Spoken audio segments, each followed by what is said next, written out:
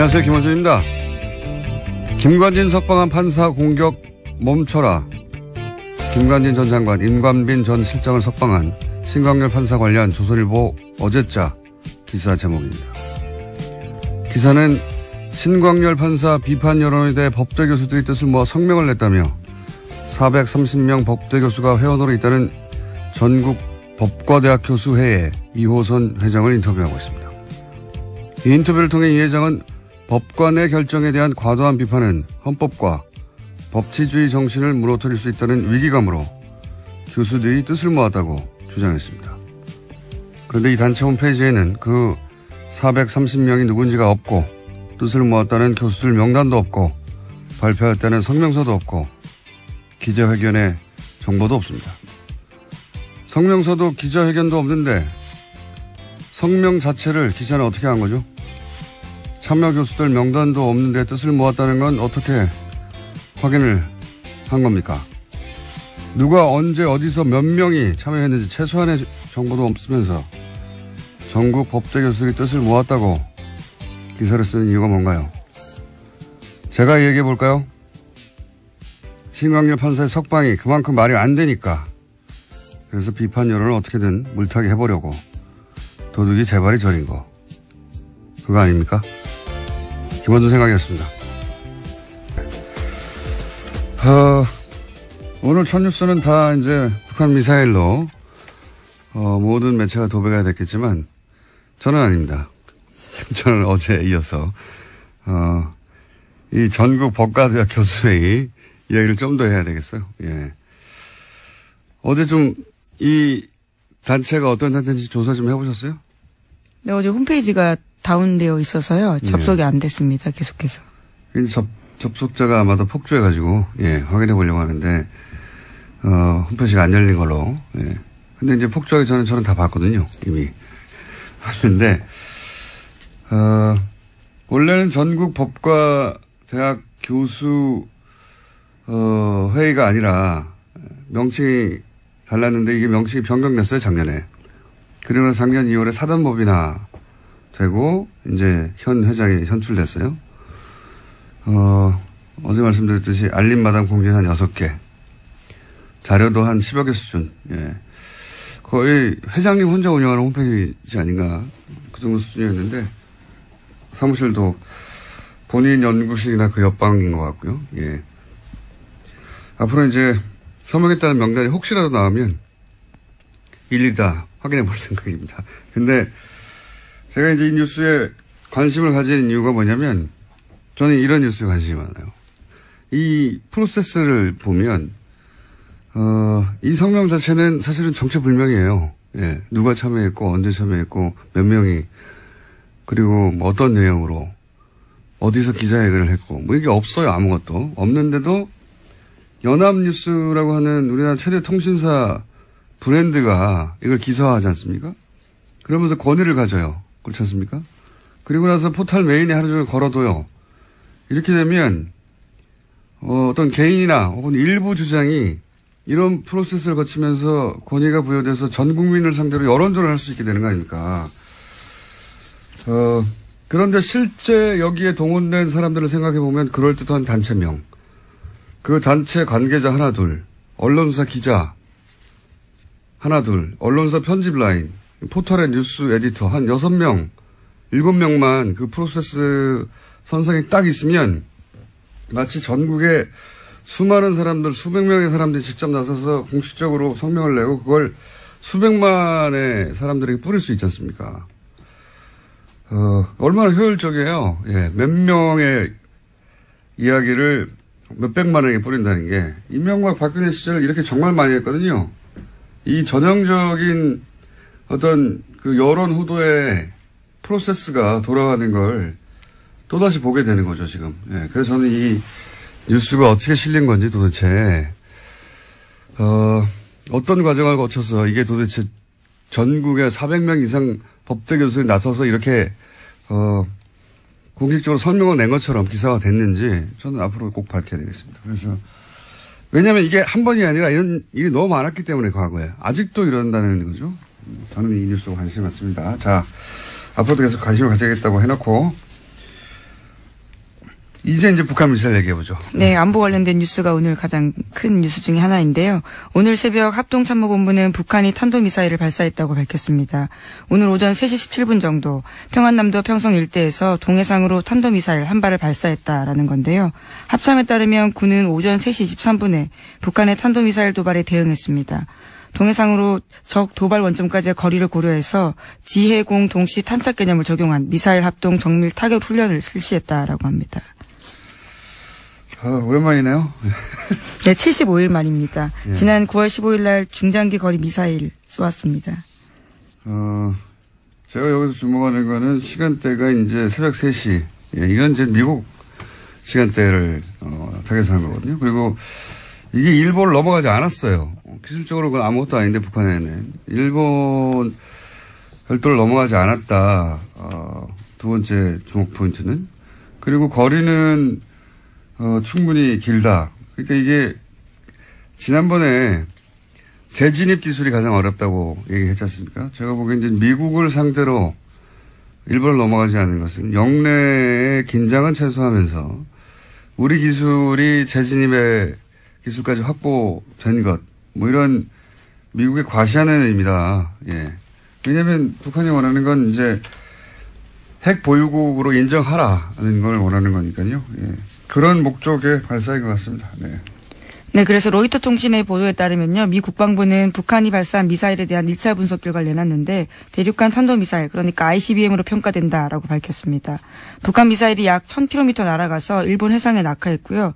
미국과 동맹국에는 위협을 주지 않는다라고 미 국방부가 밝혔습니다. 그러니까요. 예, 지금 영내 긴장을 최소화하면서 기술력은 보여주고 그리고 시간대를 볼 때 이 미국 보라고, 예, 미국의 반응을 얻어내기 위한, 그 관점에서 이제 미사일을 보시면 되는 거고요. 그 외에 여러 가지 이야기들은 다 대잡이죠. 예, 올해 내내 있었던. 자, 트럼프는 또 강력하게 얘기하겠죠. 예. 네, 트위터를 주목해야 될 것 같은데요. 우선 문재인 대통령은 국가안전보장회의 전체회의를 소집했다라고 했습니다. 긴급하게 지시했는데요. 오늘 2차 보고, 그러니까 3시 24분에 보고를 받자마자 NSC 전체회의 소집을 지시했다라고 합니다. 네, 이것도 뭐 한 10번 정도 본 뉴스입니다. 이때까지. 네, 11번째 미사일 도발이라고 합니다. 네. 문재인 정부 출범 이후에요. 최근 6개월간 똑같은 패턴인데, 예, 그중에 주목할 지점은 제가 말씀드린 시간대, 그다음에 북한 열도를 위로 지나가서 태평양에 떨어진 게 아니다. 예, 이제 짧게 쐈다. 중요한 건 재진입 기술이다. 예. 그래서 이제는 기술을 거의 다 확보했다고 미국에 과시하는 그 관점에서 이제 보시면 되고요. 그 나머지는 뭐 동호 반복입니다. 자, 다음 뉴스는요. 네, 최윤수 전 국정원 2차장 있습니다. 우병우 전 수석의 절친이라고 알려져 있는 인물인데요. 지난 26일에 검찰 조사를 받았는데 여기서 한 내용들이 일부 보도가 됐습니다. 최윤수 전 국정원 2차장이 추명호 전 국정원 국장의 우병우 전 민정수석 비선보고를 알았다라고 인정했다라는 보도인데요. 오늘 아침 경향신문이 보도했습니다. 최 전 차장 같은 경우에는 피의자 신문 과정에서 수사팀이 내민 관련 보고서를 보고 혐의를 일부 시인했다라고 하는 건데 추 전 국장이 정식 보고 라인을 거치지 않고 청와대에 직보하는 것을 사실상 묵인했다라는 겁니다. 근데 이게 뉴스의 의미를 좀 전달해 줘야 되는데 항상 뉴스가 이런 사실관계 중심으로 나오니까 핵심이 뭐냐면 이제 최윤수 전 2차장이 우병우 전 수석의 절친으로 알려져 있거든요. 예, 검찰 시절부터. 그래서 우병우 전 수석의 권유로, 예, 2차장에 갔다라는 게 지금 정설이죠. 예, 본인이 싫다고 했는데 국정원의 우병우의 라인의 정점으로 이 최윤수 2차장을 국정원에 가라고 한 사람이 우병우 본인이고, 그러니까 직통 라인이다. 그래서 최순실 라인이라고는 추 국장도 그 아래에 있었던 거다. 실제로는 이 모든 국정원과의 그 내통 혹은 거래는 우병우와 최윤수 선상에 이루어진 거다. 이게 이제 검찰이 보는 시각이에요. 예. 실제로 이병우 당시 국정원장 같은 경우에는요, 관련 사실들을 알지 못했다라고 검찰은 확인했다라고 합니다. 그러니까 보고 행위가 이루어지는 것을 알지 못했다라는 거죠. 그러니까 이제 우병우의 국정원 라인, 직통 라인이 최윤수 2차장이라고 이제 검찰은 보는 것이고, 그 직통 라인이라는 것을 입증할 일부 진술을 얻었다. 이런 내용입니다. 이렇게 되면 이제 뭐가 달라지냐면, 우병우 전 수석이 국정원을 직통으로, 이 사람과 거래하면서, 이 차장과 거래하면서, 불법적으로 뭐 감찰을 한다든가, 정보를 빼낸다든가, 혹은 뭐, 그 감찰 얘기도 많았잖아요. 네, 그렇죠. 특별감찰관 같은 경우에는요, 불법 사찰했다라는 혐의들이 있는데요. 이석수 전 감찰관뿐만이 아니라 이광구 우리은행장, 그리고 김진선 전 평창 동계올림픽 조직위원장 등이 이름을 올렸습니다. 이석수 전 감찰관 같은 경우에 우병우 전 수석의 개인 비리를 캐고 있으니까, 국정원에 연락을 해가지고, 거꾸로 이석수 감찰관의 비리를 캐라. 라고 지시했다는 거 아닙니까? 심지어 운전기사까지 만나가지고 이게 정보를 수집했다라는 거죠. 그러니까 이제 본인 개인 비리를 정상적으로 청와대 감찰 기능을 하던 기관에서 조사를 하자 국정원을 동원해가지고 거꾸로, 불법이죠, 당연히. 그런 일에 동원했거나 혹은 최순실의 청탁, 예를 들어서 뭐 이광구 우리은행장을 왜 사찰했느냐. 한 달 전쯤에 뉴스가 나왔어요. 이제 은행장을 교체하려고 하는데 그 은행장을 교체하려고 할 때 정보를 추국장이 왔다 갔다 하면서, 기존 은행장을 잘라야 새로운 은행장 자기 사람을 꽂을 거 아니겠습니까? 이게 최순실 쪽에 부탁을 받고. 그런데 이런 걸 했던 것도 결국은 이 차장 라인을 통해서 한 게 아니냐. 뭐 이런 수사가 이루어지고 있는 겁니다. 그런데 과연 그렇게 해서 우병우 전 수석을 이번에는 구속시킬 수 있을 것인가? 그건 모르겠어요. 네, 오늘 오전 10시에 실패해가지고. 다시 피의자라 신분으로 불려나와서요, 조사받습니다. 그런 뉴스입니다. 다음 뉴스는요? 네, 국정원이 2013년 검찰의 대선 개입 수사를 막으려고 원세훈 전 원장의 개인 비리를 들이밀었다라는 한겨레 신문에 오늘 아침 보도가 있습니다. 그러면서 댓글 사건 수사를 중단시켜야 한다라는 보고서를 작성했다라는 건데요. 그러니까 국정원은 검찰 수사가 한참 진행되던 2013년 4월 달에 수사 무마를 위한 하나의 전략을 짰다라고 합니다. 검찰도 체면이 있기 때문에 원전 원장을 구속되게 해줘야 되는데 그것이 개인 비리여야 한다라는 건데요. 일종의 빅딜을 해야 된다라는 보고서 내용이 있다고 합니다. 국정원은 이런 곳이에요. 국정원장을 했던 사람 아닙니까? 그 사람인데도 국정원이 살려고, 그러니까 국정원 댓글 수사는 하지 말고 그래도 이제 검찰이 이렇게 나섰는데 뭐 먹을 건 줘야 되지 않냐. 그러니까 개인 비리로 잡아가라. 이런 딜을 국정원이 기획해서, 그러니까 국정원장 예를 들어서 개인 비리들 캐고 있던 걸 가지고 이거 줄 테니까 국정원이 관여된 댓글 공작은 놔주고 검찰에게 그냥 개인 비리로 구속시켜라. 그럼 니네 면도 살고. 네, 물론 그런 의사를 간접적으로 전달했는데 결과적으로는 성사되지 않았다라고 해당 신문은 보도하고 있는데요. 소위 속죄한 카드라는 워딩이요. 보고서에 있다고 합니다. 이때 당시 최동욱 총장과 그다음 윤석열 수사팀장이요. 지검장 두 양반이 이런 걸 안 받은 거죠. 그래서 대신 그 두 양반이 날아간 거죠. 근데 국정원은 국정원장이었던 사람도 이렇게 써먹는 거죠. 쓰고 버리는 카드로. 국정원이 그런 곳입니다. 자, 다음 뉴스는요.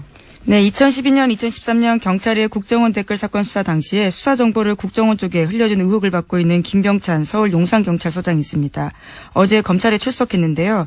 출석에 앞서서 취재진들과 만나서 이렇게 이야기했습니다. 자신이 당시에 국정원 관계자와 연락을 주고받은 건 사실이지만 다 업무상 필요에 의해서 통화한 거다라고 주장하고 있습니다. 이 뉴스의 핵심은 또 김용판 전 청장을 향한 수사라는 거죠. 이게 지금 김병찬 서울 용산경찰서장을 왜 갑자기 검찰에 출석시켰냐. 이거는 이제 똑같은 시기에 댓글 공작을 수사했던 경찰. 네, 서울청 수사 2계장이었습니다. 당시에요.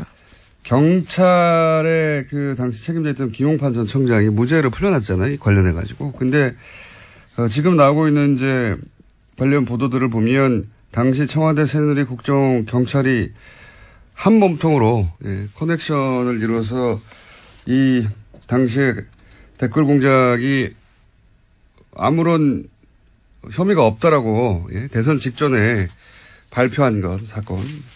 경찰과 국정원의 정치 개입이죠. 명백한 대선 개입. 이 수사를 다시 하겠다는 의지죠. 그래서 지금 김병찬 서울 용산경찰서장이 출석해서 조사를 받는다. 타겟은 김용판 전 청장이다. 이렇게 네. 보시면 되겠습니다. 김용판 전 청장 같은 경우에는 굉장히 유명한 저서가 있는데요. 우리가 모른다고 없는 것이 아니다라는 제목의 책이 있습니다.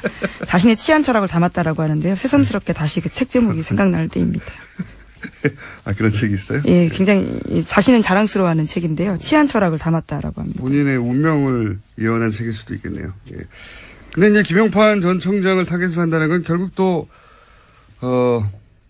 이명박 전 대통령을 타겟으로 한다고 볼 수도 있습니다. 예. 다음 뉴스는요? 네, 어제 검찰이 김태효 전 청와대 대외전략비서관 사무실 등을 압수수색했습니다. 이명박 정부 시절 군 댓글부대 관련 등의 혐의인데요. 검찰 관계자는 의미 있는 자료를 일부 확보했다라고 밝혔습니다. 김 전 비서관은 김관진 전 국방부 장관이 이명박 전 대통령에게 사이버사 증언과 관련해서 보고하는 자리에 배석했고요. 이후에 실무회의도 했다라는 의혹을 받고 있습니다. 이것도 역시 이명박 전 대통령을 타겟으로 한 수사입니다. 그러니까 댓글 공작, 국정원 댓글 공작 혹은 사이버 사령부 댓글 공작, 이 공작을 이제 청와대에서 주도했는데 청와대 주도했던 실무회의의 총책 정도 해당되는 사람이 이 김태효 당시 비서관이거든요. 이 김태효 비서관이 김관진 전 국방장관이 이제 검찰에서 인정했잖아요. 본인이 대통령에게 사이버사 증언과 관련 보고를 했고 지시도 받았다. 대통령이 보고했다는 말을 했어요. 김관진 전 장관이. 했다는 거죠. 예. 근데 그 실무회의의 책임자였단 말이죠. 김태효 비서관이. 그러니까 지금 김관진, 임관빈 석방되니까 아예 다이렉트로 김태효 비서관 쪽으로 타겟을 바꾼 겁니다. 현재. 예. 이것도 역시 이명박 전 대통령을 타겟으로 하는 수사 진척이다. 자, 다음 뉴스는요? 네, 어제 국회 부의장인 자유한국당 심재철 의원의 발언이 논란이 되고 있습니다. 문재인 대통령과 임종석 비서실장, 서훈국정원장과 윤석열 서울지검장을 법치 파괴, 내란죄와 국가기밀 누설죄 등으로 형사고발해야 한다라고 주장해서인데요. 심 의원은 현재 문재인 정부가 적폐청산이라는 미명 아래 여러 행정부처 과거사 진상조사위를 설치해서 벌이고 있는 일은 실질적으로 조사가 아니라 수사다 이렇게 주장하고 있습니다. 예. 하여튼 전 부럽습니다. 어제도 얘기했지만 뭐 아무 말이나 막 해도 되는 거 아닙니까? 예, 그렇습니다. 대통령과 비서실장과 국정원장 그리고 서울중앙지검장까지. 여기 항상 자유한국당이 검찰을 문제 삼을 때는 보통은 검찰총장을 문제 삼는데 자유한국당은 항상 윤석열 지검장을 타겟으로 해요. 예, 윤 지검장이 잘하고 있다는 얘기죠. 네, 내란죄까지 운운했습니다. 내란죄. 예. 그런 뉴스가 있습니다. 예. 좋겠습니다. 아무 말이나 막 해도 되고. 자, 다음 뉴스는요. 네, 어제 조윤선 전 정무수석의 재판이 있었습니다. 여기에 박준우 전 정무수석이 증인으로 나왔는데요. 전임 정무수석이었습니다. 박준우 전 수석 같은 경우에는 조 전 수석에게 불리한 진술을 어제 했는데요. 1심 때 한 진술을 바꾼 겁니다. 1심 때는 조 전 정무수석에게 블랙리스트 관련 업무를 인수인계했는지 기억나지 않는다라고 했는데요. 이 말을 뒤집은 겁니다. 조 전 장관, 조윤선 전 장관은 굉장히 곤혹스러운, 곤란한, 불리한 증언이네요. 이렇게 되면, 왜냐하면 이전에는 기억나지 않는다고 했는데, 이거 다시 뒤집은 거예요. 인수인계 했다고. 예. 네. 1심 같은 경우에는 그러한 진술 등을 바탕으로 해서 무죄를 줬었거든요. 예. 그런데 그게 아예 뒤집어진 겁니다. 굉장히 자세히 진술했습니다, 어제. 예. 그때도 기억났는데, 사실은 변호인단 측에서 거짓말을 유도하여서, 그렇게 거짓말 했다. 근데 지금 마음이 바뀌었다. 이런 거 아닙니까? 마음이 바뀌었다기보다는 이제 본인에게. 예, 검찰 수사를 받고 있는 상황이거든요. 본인에게 이 혐의가 오게 될 경우에 이제 어떻게 합니까? 자기가 벗어나야 되는데. 여하간 조 전 장관은, 예, 석방됐는데, 예, 굉장히 불리하게 됐습니다. 네, 시기와 장소, 워딩까지 굉장히 자세하게 이야기했습니다. 좌파단체 배제와 우파단체 지원은 박근혜 대통령과 김기춘 비서실장이 관심이 있는 사안이기 때문에 챙겨야 한다. 이렇게까지 말했다고 합니다. 자, 시간이 거의 다 됐기 때문에 이제 제목 체크하고 넘어갈까요? 네, 신임 대법관 후보로 두 사람이 제청됐는데요. 안철상 대전지방 법원장과 민유숙 서울고법 부장판사입니다. 이제까지 서울대 50대 남성으로 획일화됐던 대법원 구성에서 탈피해서 다양화가 시도됐다라는 평가받고 있습니다. 비서울대 출신 여성 법관 그리고 소위 이제 엘리트 코스로 가는 법원 행정처 거치지 않은 네. 그런 의미에서 파격이다. 예, 평가를 받고 있고요. 다음은요. 네, 국민의당과 바른정당 정책연대 협의체가 오늘 첫 회의를 엽니다. 바른정당 유승민 대표 같은 경우에는 또 자유한국당과 통합하지 않겠다라고 선을 그었고요. 하지만 국민의당 내에서는 반대파의 반발이 갈수록 거세지고 있습니다. 지금 이제 이 앞에는 바른정당이 그렇게 분당이 됐고 혹시 국민의당도 그런 길을 걸을까 싶어서 예. 정당 관련해서는 이 뉴스가 계속 나오고 있습니다. 네. 자, 오늘 여기까지 하겠습니다. 네, 시사인의 김은지였습니다. 감사합니다. 평창 동계올림픽이 이제 70여일 남았다고 합니다. 네. 그래서 한번 짚어보기로 하겠습니다. 평창 동계올림픽 조직위의 공동집행위원장 최문순 강원지사님 전화 연결됐습니다. 안녕하세요, 지사님. 네, 안녕하십니까. 네. 반갑습니다. 네, 고맙습니다. 오랜만입니다. 네. 네, 오랜만입니다. 네, 고맙습니다. 지난번에 직접 나온다고 하시지 않으셨습니까? 글쎄요, 한번 불러주시면. 네. 이번에도 모시려고 했는데. 네, 네. 예. 보좌관들이 시간이 없으시다고, 바쁘시다고. 네.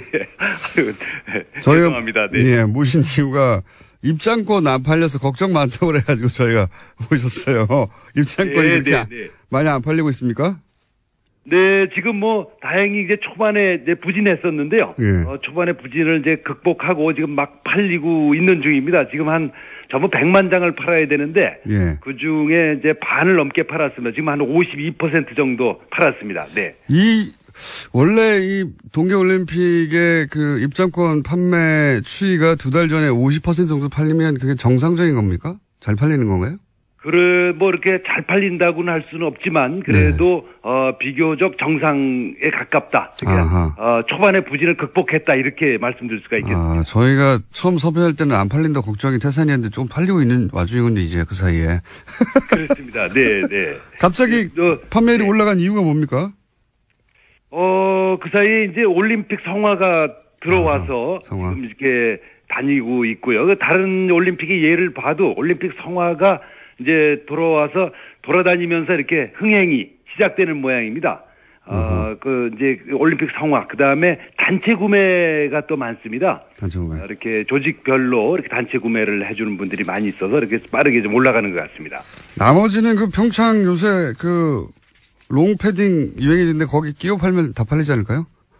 글쎄요, 그런데, 롱패딩이 의외로 다른 곳에서 이제 좀 예상치 못한 곳에서 흥행이 막 돼가지고요. 그것도 관심을 불러일으키는데 꽤 역할을 한 걸로 생각을 하고 있습니다.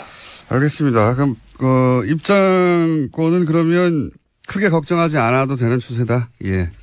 그렇습니다. 연말까지 한 80% 정도 팔 수 있을 것 같고요. 예. 올림픽 전까지는 이제 완판해볼 목표를 가지고 있습니다. 완판, 예. 완판하시면은 완판나무를 한번 또 출연해 주시고요. 네, 네. 네. 그리고 또 언론 보도에 이제 숙박비가 너무 비싸다. 지금 일반인 예약도 안 받는다 이런 뉴스가 있던데 이 문제는 네. 강원도가 해결할 수 있는 문제입니까? 어떻게 합니까?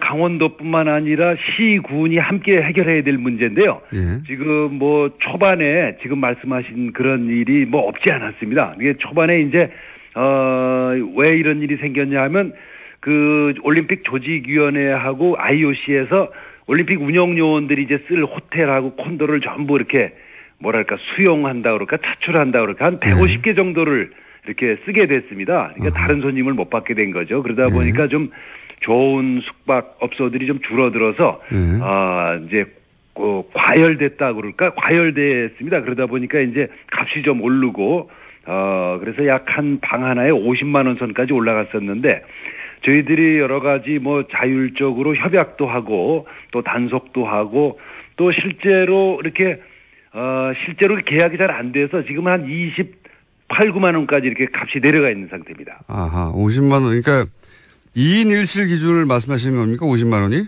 그렇습니다. 네, 방 하나에. 대단하네요. 지금 많이 좀 내려갔고요. 네. 저희들이 이제 앞으로는, 강릉이나 평창 정선에 예약을 하신 분들은 제가 전화번호 1330, 이 콜센터로 전화를 하시면 저희들이 공정 가격으로, 정상 가격으로 예약하실 수 있도록 위치와 가격을 전부 안내하도록 하겠습니다. 1330으로 전화 주시면 고맙겠습니다. 지역번호 없이 그냥 1330으로 하면 됩니까? 그렇습니다. 네. 1330으로 전화하면 공평한, 그러니까 시장 너무 바가지 쓰지 않는 가격으로 예약을 대행해 줍니까, 여기가? 그렇습니다. 네, 네. 강원도에서 운영하는 곳이에요? 이제 강원도하고 관광공사 이렇게 같이 운영하겠습니다. 네.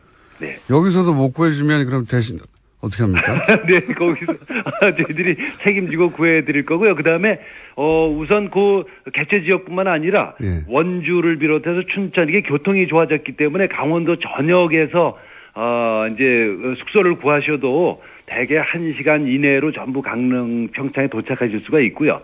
또 서울에서도 지금 이제 KTX가 12월 22일 날 개통됩니다. 서울에서 용산에서 강릉까지 한 1시간 반 정도 오시기 때문에 정 숙소를 못 구하시면 서울에서 다니셔도 괜찮습니다. 숙소를 다 해결해 주신다고 하시다가 큰소리 뻥뻥 1330 하시다가 안 되면은 기본적으로 이제 해결이 다 될 수는 있는데요. 예. 그래도 이제 혹시 아주 소수의 이렇게 과도한 요금을 받는 분들이 있으실 수가 있어서 네. 이렇게 저희가 공급을 늘리는 정책도 같이 갖고 있습니다. 네. 어쨌든 1330은 경기도하고 그리고 관광공사에서 하는 공식 네네. 번호고 여기서는 공정한 가격으로 숙소를 예약해 준다 이런 말씀이시고요. 그렇습니다. 네. 예. 그렇습니다. 네. 이걸로도 해결이 안 되면 그냥 집에서 왔다 갔다 하면서 보라는 말씀이시고요. 네. KTX도 오니까. 네. 그리고 또 보도되기로는 이제 너무 춥다. 개회식 네. 하는 장소가 거기 기념 콘서트를 했는데 그 공연 보러 온 청소년들이 너무 추워가지고 병원에 네. 실려갔다는 얘기가 있었어요. 그렇습니다. 지난 이제 11월 4일 날 그 D-100일 콘서트를 이제 했는데요. 예.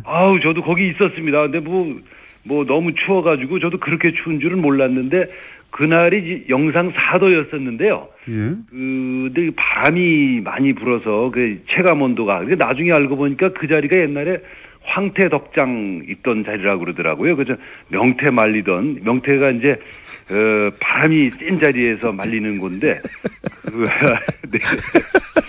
관중들을 명태 말리듯이 말린 거군요. 산바람으로. 네. 근데 어떻게 해요? 이렇게 추면 관객들이나 영상 3도였는데도 그렇게 추웠으면? 그렇습니다. 근데 이제 올림픽이 열리는 2월 9일 날은 뭐 많이 내려가면 한 영하 8도까지 내려갈 수 있다고 그래서 저희들도 뭐 굉장히 걱정을 하고 있습니다. 근데 이게 뭐 추위라는 게 이게 위에가 터져 있는 그런 구조여서 아주 단칼에 뭘 해결할 수 있는 방법이 없어서 여러 가지 방법을 모두 지금 동원해서 연일 회의를 하고 있습니다. 바람막이도 좀 하고 또 이렇게 여러 가지 따뜻한 보온 제품들도 나눠드리고 이런 것들을 각종 다양한 해법들을 마련해 보도록 하겠습니다. 네. 용원장에서 옷을 많이 입고 오는 것을 해결해야 되겠네요. 예.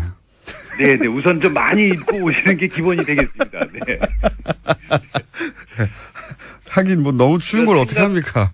예상보다 엄청 더 춥다 이렇게 좀 생각을 해주셔야 됩니다. 그러니까 저희들도 추위에 익숙해 있는 사람인데도 저희들이 예상보다 더 춥게 느끼니까 수도권에 계신 분들은 뭐 이 옷을 아주 몇 겹씩 껴입고 오셔야 된다 이렇게 우선 기본적으로 이렇게 말씀을 드릴 수가 있겠습니다. 네.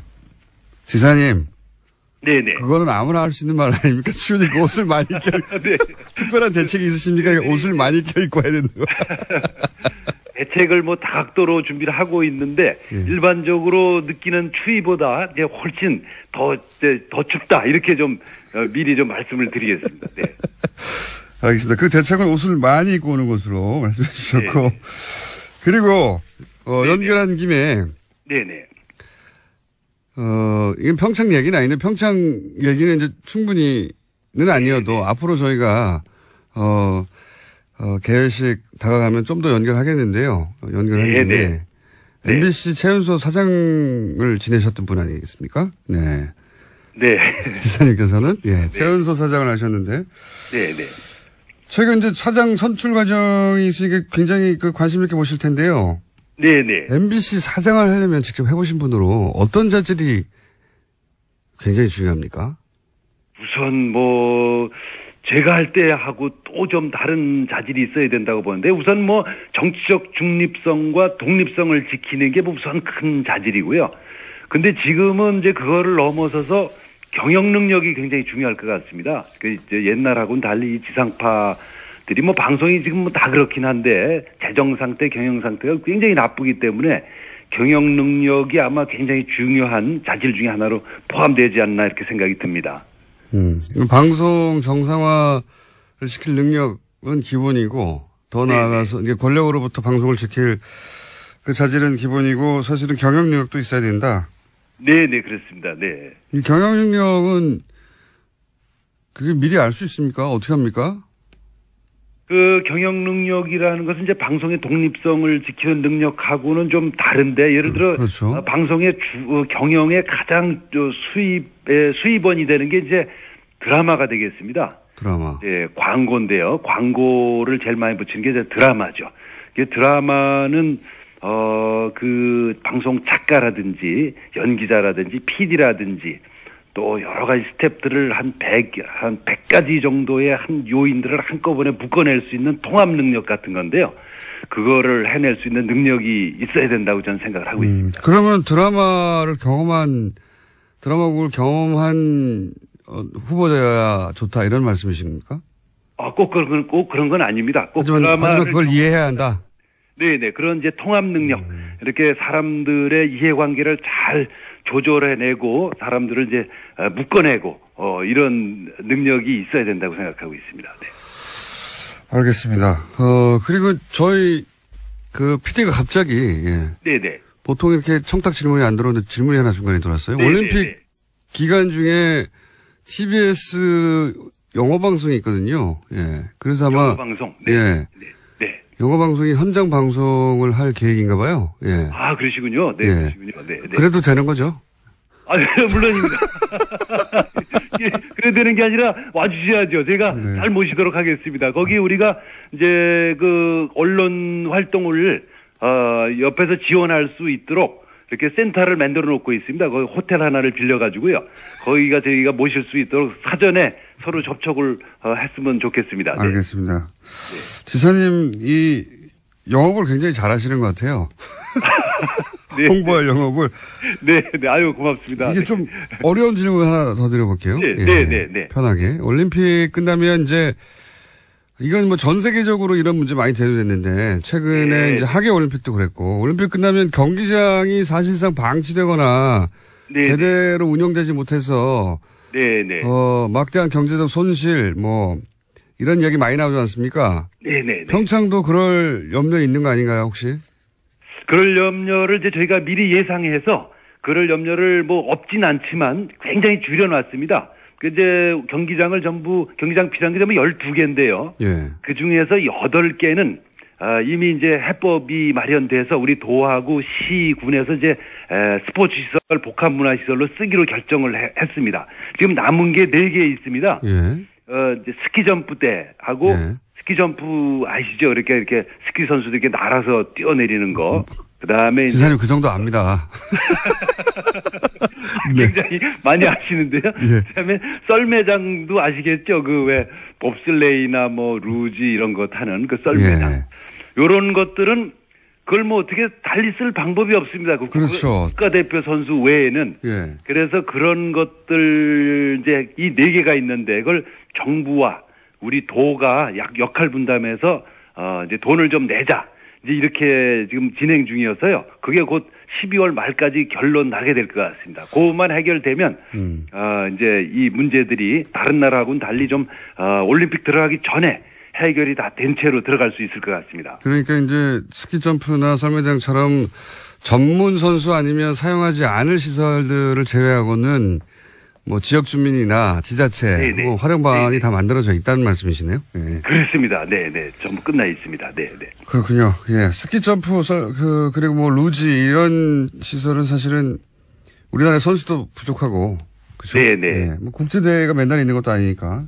그렇습니다. 네. 그건 뭐 어차피 좀 이렇게 공공 목적으로 국가대표 우리나라의 유일한 시설이고 또 동양에서도 유일한 시설입니다. 그래서 그거는 좀 약간 돈이 들어가더라도 이렇게 유지를 해야 될 걸로 판단을 하고 있습니다. 오늘은 마지막 질문인데 그래서 3선 도전하십니까? 그 선거 나가는 건 대개 뭐 우리 집사람이 결정하기 때문에 저뿐만 아니라 많은 정치인들이 아마 그러실 겁니다. 그래서 한번 아직 상당히 이제 어려운 질문이어서 아직 질문을 못 하고 있습니다. 네, 나가도 되겠냐고. 나도 되겠냐고. 굉장히 분위기는 안 좋습니다. 분위기는 안 좋다. 분위기는 안 좋다는 것은 이제 사모님이 뭐 2번 했으면 됐지 뭘 또 하려고 그러냐 이런. 그렇습니다. 전반적인 이런 분위기고, 예. 거기 결제를 득해야 저희하고 인터뷰가 가능하겠네요. 그렇습니다. 네. 좀 결제 시간을 좀 되도록 늦추고 있습니다. 네. 알겠습니다. 이제 결제되는 대로 저희가 연락을 드리도록 하겠습니다. 네네. 오늘 말씀 감사합니다. 고맙습니다. 네, 감사드립니다. 고맙습니다. 네. 네, 고맙습니다. 네. 직접 한번 모시겠습니다. 지금까지 평창조직위 공동집행위원장 최문순 강원도 지사였습니다. 10분의 시간을 배정받았습니다. 보통은 한 자리 숫자 4분, 5분, 6분, 7분 이 정도 선에서 끝났는데 오늘은 거의 10분 가까이. 오늘 혹시 누구 못 나오세요? 갑자기? 저희가 예. 그동안 너무 박대하고 홀대하고 괄시하였다. 그래서 10분은 주자. 아, 예. 아니 걱정이 돼서 갑자기 누가 또 어디 아프셔서 못 나오셨나. 갑자기 시간을 많이 주셨다 그래서. 10분은 주자. 물론 듣다가 예, 재미없으면 음악 틀 거예요. 최초로. 양지열 변호사님. 괜찮네. 나왔습니다. 그것도 음악도 예. 아침에. 예, 안녕하세요. 반갑습니다. 양재루입니다. 자, 오늘 주제는 뭡니까? 안 나온 사람이 있어서 저는 나왔는데. 예. 안 나오는 사람이 있어서. 박근혜 전 대통령 골석. 예, 예. 예. 박 전 대통령 골석 재판은 이제 법대로, 그러니까 법에 따르면 출석을 안 하는데 출석을 네. 안 할 만한 정당한 이유도 없고 또 그렇다고 해서 굳이 안 내려올 사정이 있는 것도 아닌데 또 강제로 인치하기는 어려운 상황일 때. 그러니까 전직 대통령이기 때문에 이렇게 된 거죠. 그러니까 구치소의 표현으로는 무릎하고 허리는 좀 안 좋대요. 그런데 30분 정도 밖에 나갈 정도는 충분히 된다. 예. 하지만 우리 구치소 입장에서는 전직 대통령인데 강제로 끌고 나갈 수는 없지 않느냐. 구치소뿐만 아니라 법원에서도 강제 구인하려면 할 수 있는데. 예. 구인하면 뭐예요? 나와서 아무 말도 안 하고 있겠다라고 해버리면 어차피 또 아무 말도 안 할 것이고. 그러면 의미가 없기 때문에 두 그리고 번 구인하는 과정에 사진이나 이런 거 찍히면 또 괜히 복잡해지죠. 법원도 부담스럽고 하니까. 근데 사람들이 이제 그런 생각도 할 것 같아요. 여성이잖아요, 여성. 그 점도 저는 작용했다고 봅니다. 여자 경찰도 있어요. 물론 그렇긴 한데 여성이고 전직 대통령을 강제로 구인해서 법정에 앉혀놓는다. 아무 의미 없죠. 네, 네, 라는 모양새도 것이, 좋지 않고. 라는 것이 주는 이제 부담.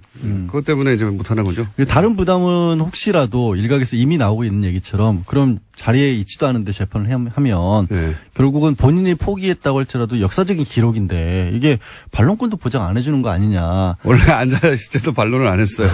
입은 안 열었죠. 네. 어쨌든 유영하 변호사라도 얘기를 하지 않았느냐. 근데 이제 법원에서 그런 부분을 의식을 해서 월요일 날 42일 만에 재판이 열렸는데도 불구하고 당장 골석 재판을 한 게 아니라 마지막으로 한 번 더 이 안 나오면 불이익을 받을 수 없다라는 점을 충분히 전달을 하고 전달을 했다라기보다 전달을 했다라는 것을 기록에 남긴 거죠. 법정 기록에. 저는 유영하 변호사보다 이 국선 변호인단이 박근혜 전 대통령에게는 100만 배 낫다고 봅니다. 100만 배. 사실은 102만 배.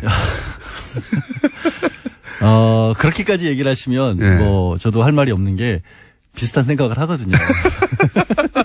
왜냐면 유영하 변호사는 정치인이었잖아요. 정치적으로 대응했지. 사실 재판에 떠난 지 오래됐고 네. 이분은 선거만 3번인가를 출마를 했었던 분이라서 실질적으로 뭐 법정일을 그렇게까지 열심히 하기는 어렵지 않았느냐 상식적으로 봤을 때도. 탄핵 심판 때부터 저쪽은 왜 저렇게 대응하지? 이때까지 망하는 길로만 달려왔거든요.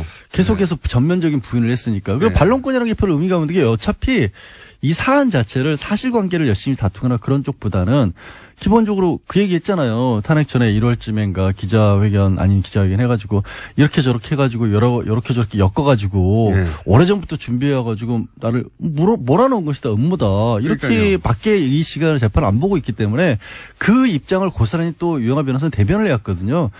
게다가 지금 5명의 국선 변호사를 지금 국선 전담 사무실에서 끌고 왔는데 이분들이 사실 대한민국에서 형사재판 제일 많이 하는 사람들이거든요. 아니, 이분들은 변호사로는. 전문가들이 맞아요. 아, 맞아요. 네. 예전에 정말 예전에는 국선 한다 그러면은 뭐 실력이 없다거나 대충 해준다고 했는데 전담 사무실 그런 분위기 전혀 아니거든요. 그리고 이분들은 본인이 원하지는 않았지만 어쨌든 세계의 재판을 맡았기 때문에 그럼요. 자신의 실력을 발휘하기 위해서라도 열심히 하게 돼 있고 법리적으로 치열하게 다투게 돼 있어서 제가 보기에는 유영하 변호사 그리고 박근혜 전 대통령이 소위 이제 이것은 정치적 음모다. 그리고 우리는 아프다. 이거 두 개 말고 한 게 뭐 있습니까? 그것만 해왔는데, 그래서 끊임없이 불리해져 가다가, 지금은 이제 우리는 정치적 탄압을 이렇게까지 받고 있다. 소위 이제 박근혜 대통령은 아무런 법적인 방어권을 행사하지 못하고 있다. 이런 이미지를 주려고 손을 놨는데, 그 덕분에 오히려 새로운 변호사들이 비로소 이제 법적인 방어권을 제대로. 근데 조금 네. 새로운 변호사들도 사실은 딱히 새로운 걸 할 건 없는 것 같아요. 왜냐면 어제 걸작 재판을 시작을 했는데 사람이 도와주지 않으니까요. 사람이 도와주지 않고 다툴 여지가 크게 많지 않은 게 왜 두 가지를 어제 다퉜거든요. 어제 이미 걸작 재판 시작했어요. 또 태블릿 PC를 다투기 시작했어요. 네. 구선 변호인. 왜냐하면 그 연장선상에서 그것 말고는 할 게 없다라는 방어를 거고. 해야 하니까. 또 정호성 전 비서관 그 유출 경위 문건들 녹취록 이런 것들이 또 증거 능력으로서 쓰일 수 있느냐 이것도 다투기 시작했거든요. 이걸 보면 그 이전에 남겨놓은 것들을 하고 있는 건데. 그렇죠. 그것도 맞고 또 다른 것들을 찾아내기도 현실적으로 어려운 분위기 아닌가. 피의자를 만날 수가 없잖아요. 만나야지 서로 의논해 가며 어디를 공략하자 혹은 뭐. 아니 뭐 세 번 편지는 보냈는데 첫 번째만 답신이 오고 그 다음부터는 아예 답장도 안 한다는 거 아니에요. 왜 내가 안 만나겠다고 했으면 됐지 두 번 세 번 귀찮게 하느냐 그런 분위기인 거고. 그래서 나오는 부분들은 업무 인수인계도 사실은 제대로 못 받은 것 같기도 해요. 어제 이제 재판장에서 약간 진풍경이 벌어진 게 재판장이 요거는 이미 이전 변호사들이 동의한 거니까 넘어가시고요. 이거는 아니고요라고 또 설명까지 해줬거든요. 보통 그런 상황에서 업무 인수인계 못 받아서 나오면 혼나는데. 증거 동의 부동의 이거 사실관계 자체도 전달을 안 했군요. 그렇지 않나 싶어요. 왜냐하면 5명이라도 가장 기본인데. 그렇죠. 예. 그러니까 그런 요 얘기를. 증거는 채택이 안 됐고요. 이거 알려줘야 되는데 그것도 안 알려줬군요. 뭐 그래서 딱히 보면은 불리할 것도 없고 유리할 것도 없고 무엇보다 이게 재판이 불리해진다 유리해진다라는 것을 따질 수가 없는 게 공범들이 다 있잖아요. 공범들이 다 지난주에 차은택 송성각 씨 같은 경우도 유죄 판결 받았습니다. 직권남용하고 그 인사청탁했던 부분. 인사청탁한 건 박 전 대통령이 뒤에서 꽂아줬다라는 게 그냥 판결문에도 나와 있어요. 그럼 이재용 부회장 이미 항소심 진행 중이지만 유죄 판결 받았고 뇌물 줬다는 쪽. 정호성 전 비서관 이번 주 금요일이죠? 다음 달이긴 하지만 1일 날 증인신문 다시 하는데 정호성 비서관도 공무상 기밀 누출 유죄 받았잖아요. 그럼 본인만 빠져나갈 수 있는 방법이 뭐 있어요? 다른 변호사가 온다고. 사실은 박근혜 전 대통령은 빠져나갈 방법이 없습니다, 지금. 그러니까요. 너무나 많은 사람들이 박근혜 전 대통령에게 불리한 진술을 하고 있고요.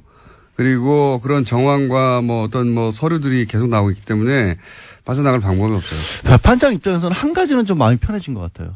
계속 안 나오니까 나중에 판결문에 어찌됐든 지금 상황은 중형이 불가피한 상황인데 어쨌든 전직 대통령에게 중형을 내리려면 조금 마음의 부담은 있는데 안 나왔으니 이건 사법질서에 대한 어떤 방해고 이런 부분은 죄질이 좋지 않다. 이런 거 한 줄 더 쓸 수 있게 생긴 거죠. 그거 말고는 별로 달라진 거 없는 결심 때는 설마 나오겠죠.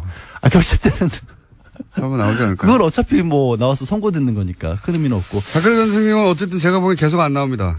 문제는 지금 한 달째 사실 유영하 변호사도 안 만나고 있다는 거예요. 그건 이미 얘기됐을 거예요. 처음에. 근데 사람이 한 달째 아무도 안 만나고 일반 면회도 안 하고 말도 안 하고 있다? 그거는 정상적인 상태가 아니잖아요. 구치소 내에서 구치소장이나 그분들하고 얘기를 하는지 안 하는지 심리상담 같은 거 한다고요?